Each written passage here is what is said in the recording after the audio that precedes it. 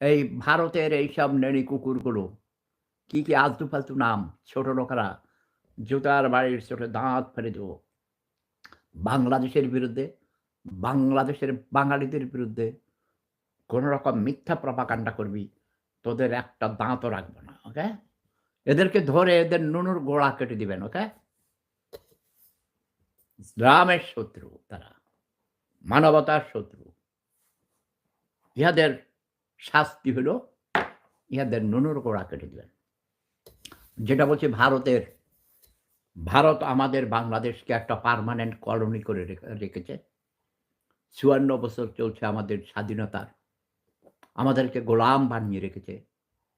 আমাদেরকে স্বনির্ভর হতে দেয় না। তাদের নিজেদের দেশের সব আজে-বাজে জিনিসপত্র, পচা মাল আমাদের দেশে সাপ্লাই করে। Bangladesh became a permanent market of India.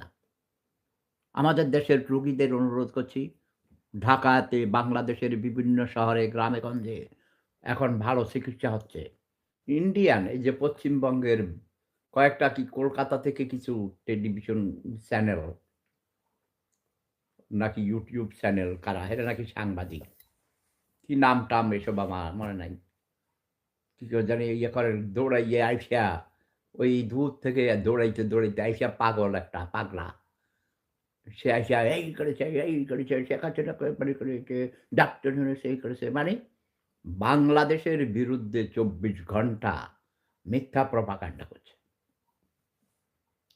ভাই আমি এদের দেখতাম না আগে। এখন আমাকে কে বা কারা দেখায় মানে লিঙ্ক দেয় সেই। পরে দেখি তাদের মতো একটু আমি জানি বাঙালিরা মিথ্যা কথা বলে। কিন্তু পশ্চিমবঙ্গের বাঙালিরা যে এত বেশি ডাহা মিথ্যা কথা বলে, ডিসইনফরমেশন যাকে বলা হয়। মিসইনফরমেশন হলো অন্য জিনিস। ভুল করে একটা ভুল খবর। আচ্ছা যেমন ভুল এবং মিথ্যা এক কথা নয়। ভুল করে একটা কথা বলল, একজনের কাছে শুনে ভুলভাল একটা কিছু